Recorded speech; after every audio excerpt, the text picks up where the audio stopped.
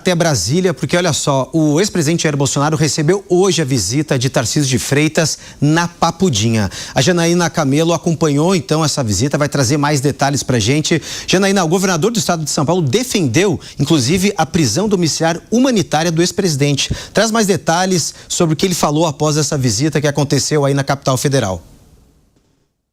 Pois é, Cassius, Tarcísio de Freitas voltou a defender a prisão domiciliar de Jair Bolsonaro, colocou ali as razões das quais ele acredita que Bolsonaro deveria estar em prisão domiciliar, a idade avançada, os problemas de saúde, né? Depois de várias cirurgias que Bolsonaro já foi submetido, enfim.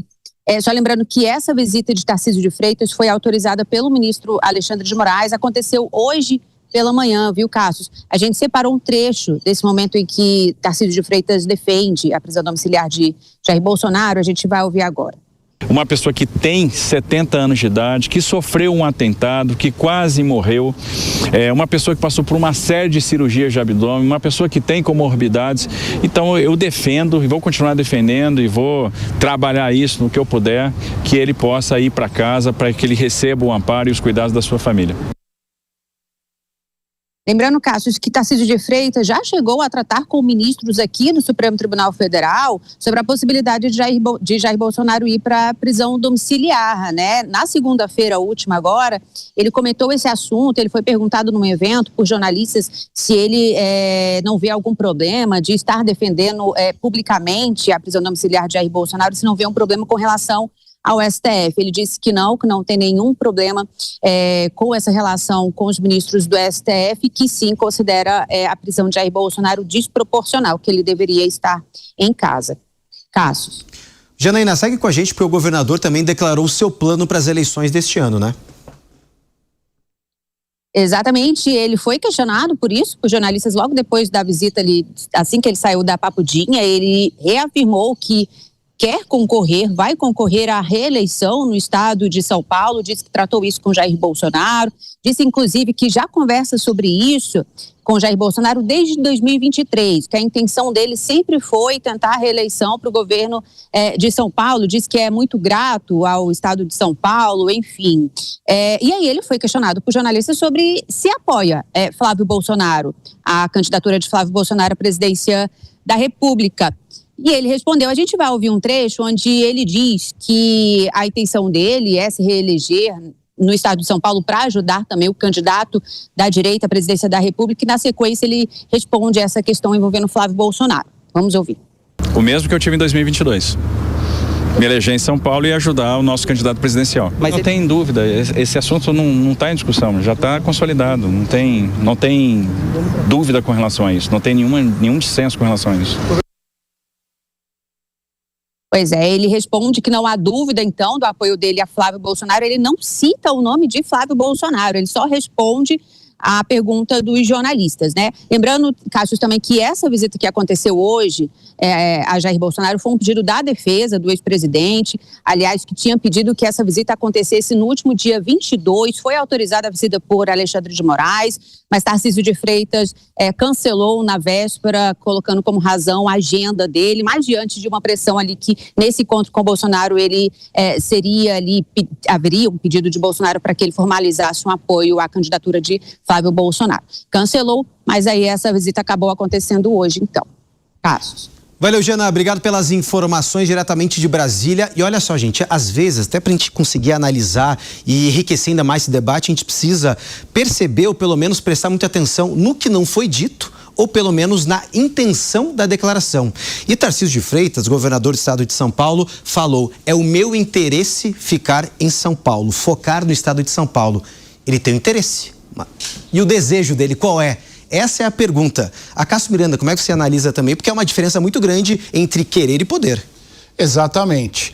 Se nós fôssemos capazes de entrar na cabeça do governador, eu acho que ele sonhou e fez força, mesmo que tenha feito às escondidas, para ser o candidato do bolsonarismo à presidência.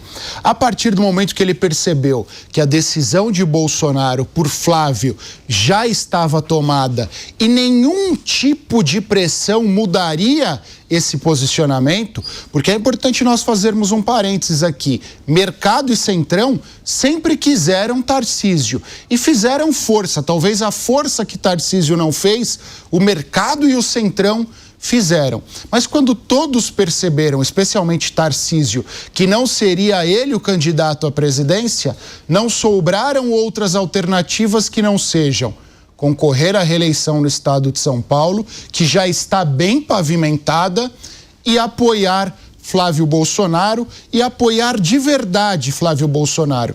Dar palanque, defender o ex-presidente, andar de mãos dadas com o Flávio São Paulo afora.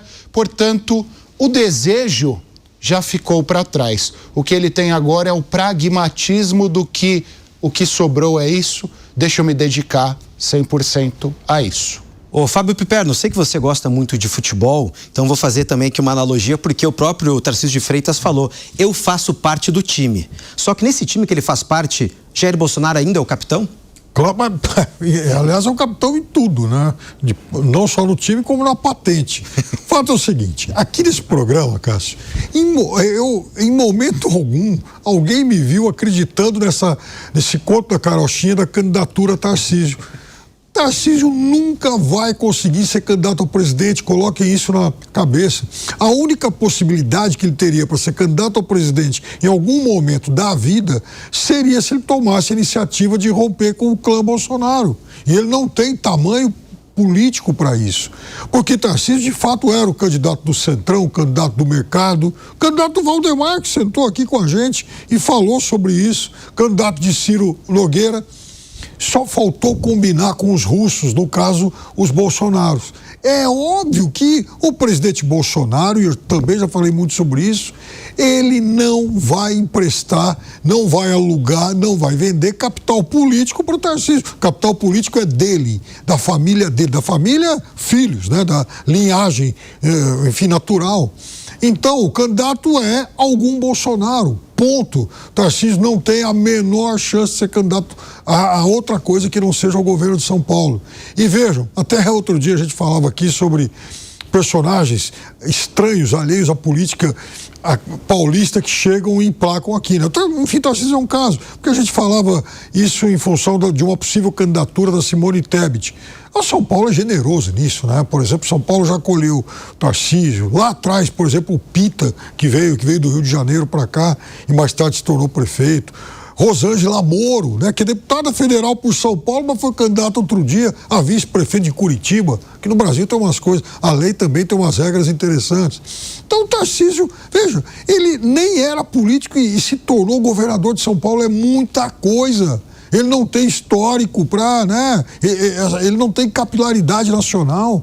Então, ele vai ser candidato à reeleição com enormes possibilidades, é o grande favorito e isso já é muita coisa.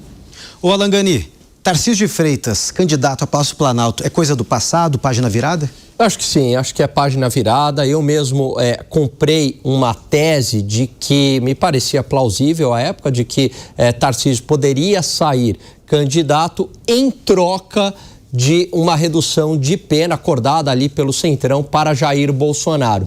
Não foi esse o caminho que se tomou, né? Muito pelo contrário, e aí fica cada vez mais evidente que o candidato da direita será Flávio Bolsonaro. E agora isso coloca Tarcísio de Freitas numa situação muito mais confortável, né? Ele pode prestar apoio publicamente a Flávio Bolsonaro e terá também um benefício, porque provavelmente os bolsonaristas também que viam o Tarcísio com uma certa desconfiança, porque não seria ali uma direita puro sangue, uma direita raiz, seria mais técnica, não entrava em questões de costumes. Agora, é claro que vão apoiar Tarcísio de Freitas aqui no estado de São Paulo e com isso a sua candidatura sai ainda mais fortalecida. Ô Zé Maria Trindade, eu gostaria de ouvir também se você acha que Tarcísio de Freitas acabou se inviabilizando e, como o Piperno disse, se não for agora, nunca mais candidato à presidência, se não tem esse capital político. Se a gente pensar, se Flávio Bolsonaro começa a ganhar musculatura, dependendo da campanha que ele fizer, até mesmo se for para um segundo turno, ele fica muito mais forte, inclusive sendo um candidato muito jovem para 2030? Tudo vai depender da campanha eleitoral e do que vai acontecer daqui para frente, né?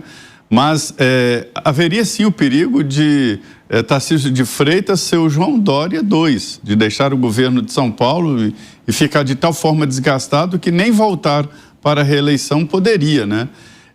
Eu entendo que a força com que foi forjada a candidatura de Tarcísio de Freitas foi muito alta, né?